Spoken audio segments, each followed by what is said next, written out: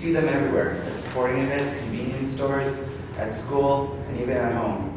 The Pacific Institute reported that 38 billion of them sold in 2005, costing Americans $10 billion. I'm talking about bottled water. They're quickly becoming America's favorite drink, only second to soft drinks. Not only are these little plastic bottles putting a hole in your wallet, but they're also putting a hole in the ozone and possibly even your own teeth. Now I know that these bottled waters are convenient, and I even find myself carrying them around from time to time. Today I hope to convince you that to at least stop consuming so much of these bottled waters. The first thing I'd like to discuss is how much you're spending on bottled water. According to the World Watch Institute, the average bottled water costs consumers anywhere between 25 cents and $2. And that might sound reasonable at first, but now when you take a close look at the numbers, let's say you go to a convenience store and buy one of those grab-to-go bottles.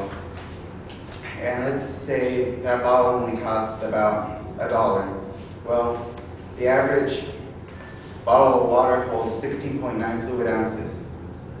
It'll take about 8 of those to equal 1 gallon. And to me, $8 for a gallon of water seems pretty high, especially when you consider that you don't pay $8 for a gallon of gas.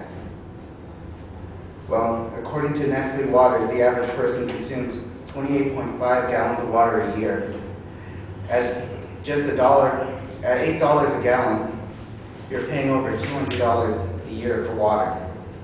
Of course, there's a much cheaper alternative to bottled water. There's tap water.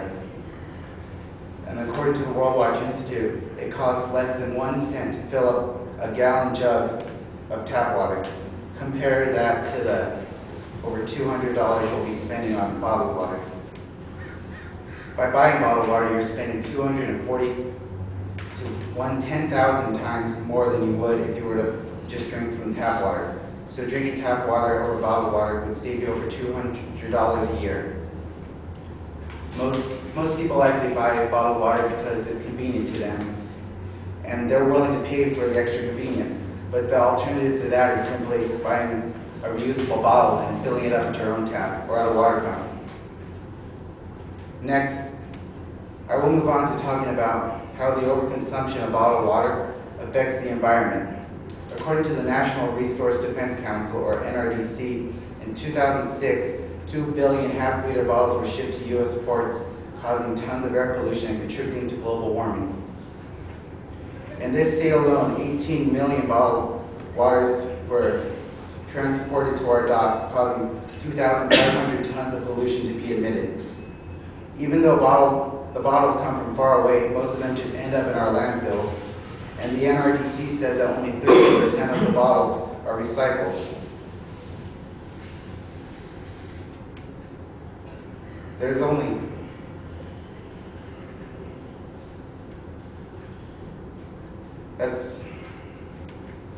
the rest of it's just about 2 million tons of plastic sitting around our landfill. The thing about plastic is that it just takes a long time to biodegrade, and it takes about 1,000 years for it to biodegrade. That's, plastic sitting around in our landfills for thousands of years. And there are several ways in which we can cut back on unnecessary pollution caused by bottled water. The simple and most obvious way is to stop buying so many bottles, but we can also recycle the bottles that we use. Some companies even started creating bottled water, the bottles that actually use less plastic, like Aquafina, which has a bottle that uses 50% less plastic. Finally, I will discuss how drinking too much bottled water could have an impact on your health. Most people probably think that water is more purified when they drink it from the bottles. However, that's not the case.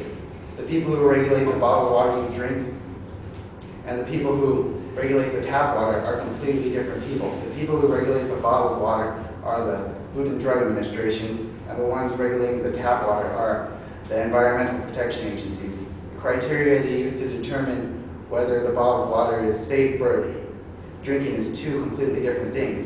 The Food and Drug Administration allows certain levels of fecal matter, which is poop, to be put into their water, whereas the EPA allows for no human waste to be in their products.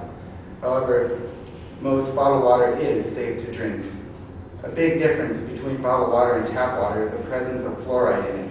According to WebMD, fluoride prevents tooth decay, and they go on to say that the average amount of fluoride water should contain is between 0.7 and 1.2 parts per milligram.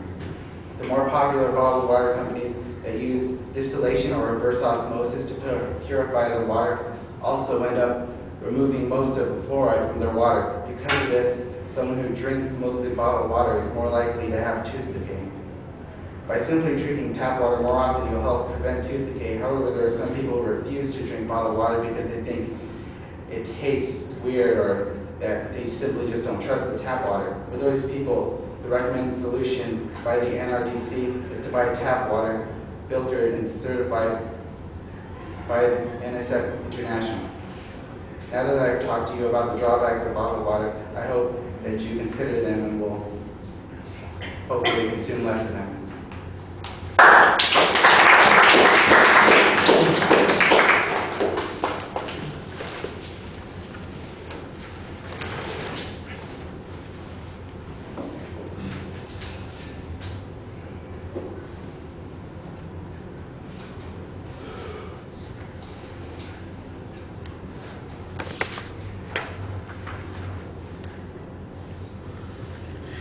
So Amanda, what did you think? I thought it was good. I liked how he explained in the pieces like what he was going to talk about, like that he wanted us to stop consuming bottled water. And I thought his 3 facts were pretty interesting. He also has an alternative and his own thoughts and like certain facts.